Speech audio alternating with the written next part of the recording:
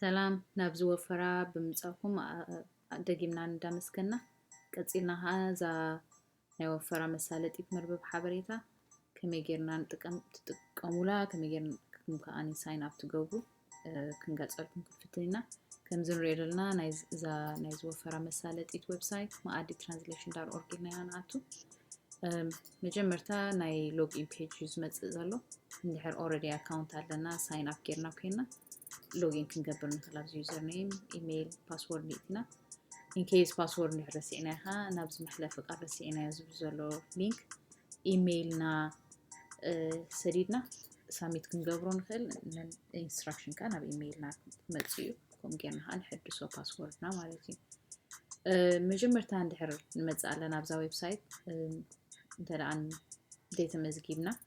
ናብዚ ንሪደልና ነመሓደርቲ ተወኮሶም ዝብል ክሊክ ጌርና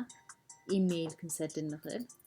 እዚ ኣብ ፔጅ እዚ እንድሕር ክትመጽእ ተዘይክኢላ ኣብ ኮምፒውተርና ኸ ናብዛ ንሪኣ ዘለና ኢሜይል admin@meadi.translation.org ትብል ዘላ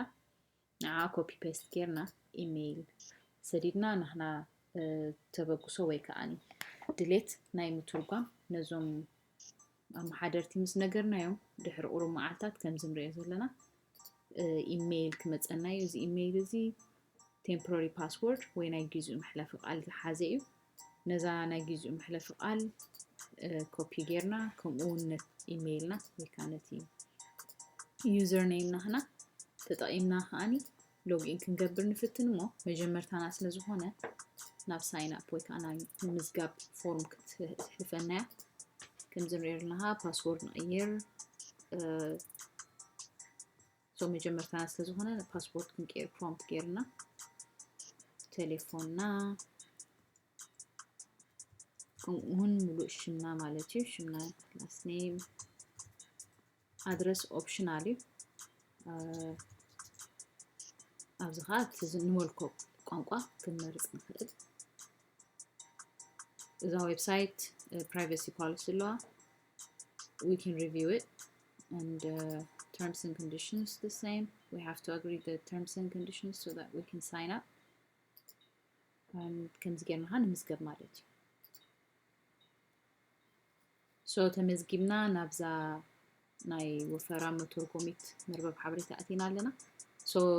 ሓደ ክንትርጉም ንኽእል ቃላት ደስ ድበለና ማለት እዩ ንኣብነት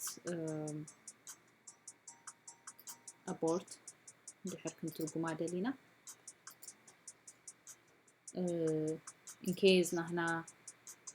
ኮምፒውተር ወይ ከዓ ቴሌፎን ናይ ግዕዝ ፎንት ተዘይሉ ከምዚ ንሪኦ ኣለና ናብ ናይ ግዕዝ መጽሓፊ ዌብሳይት ትወስደና ትኽእል ሶ abort ንትርጉም ኣለና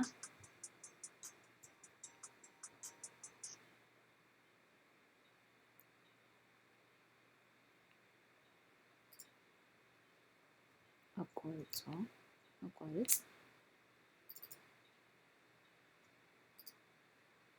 كلنا كوبي ጌርና ክንስል እንድሕር ኣብ ቴሌፎንና ወይ ኣብ ኮምፒውተርና ናይ ግዕዝ ፎንት ኣሎ ዘድለና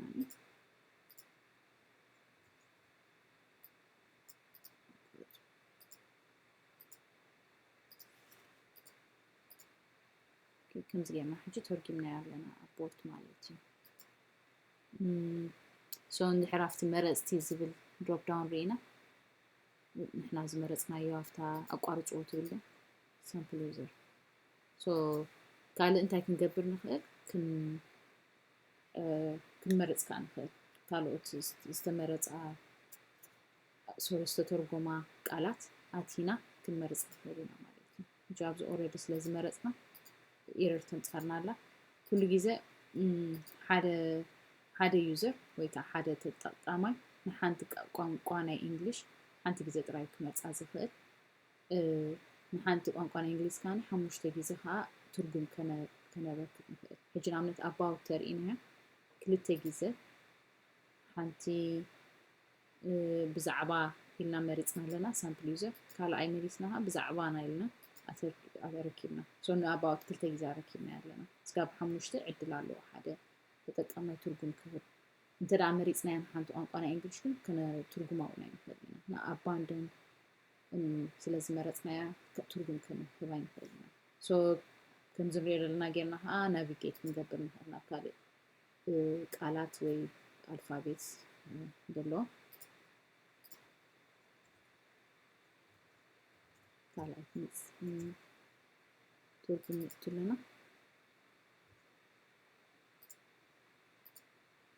እንጂ ባክ ንድሕሪት ኢልና ትርጉም ያለና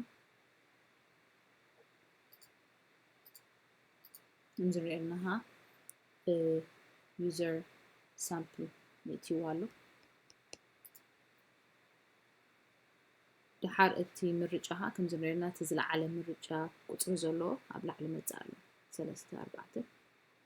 መወዳቱ እቶም ዝለዓለ ምርጫ ዘለዎም ወይ ቮት ዘለዎም ቃላት ትርጉም እዮም ኣብቲ ላንጉጅ ማካኣቱ ኣብ ታሕቲ እንድሕሪና ድማኒ ንድሕሪት ዝያዳ እንዳበልና ካብ ፔጅ ናብ ፔጅ ናቪጌት ክንገብር ማለት ንኽእል ከምዚ ጌርና ክንተርጉም and ክን ቮት ከኣኒ ክንገብር ንኽእል ምርጫ ሳሚት ክንገብር ንኽእል ኣኔልና ካልእ ኣብዚኣ ላዕሊ ንሪኣ ዘለና ትግርኛ ትግረ እንዳኣያየርና ክንትርጉም ንኽእል ኢና ብሌን ምስ ቀየርናዮ ብምሉእ ናይ ብሌን ትርጉም ዝመጽእ ብብሌን ዝተተርጎመ ቃላት ይፋዝ መጽና እንድሕር ኣብ ኩሉ ምልከት ኣለና ከም እንዳኣያየርና ክንትርጉም ንኽእል ደጊምና ንመስግን ተሳትፎኩም እንዳመስገና ወዲ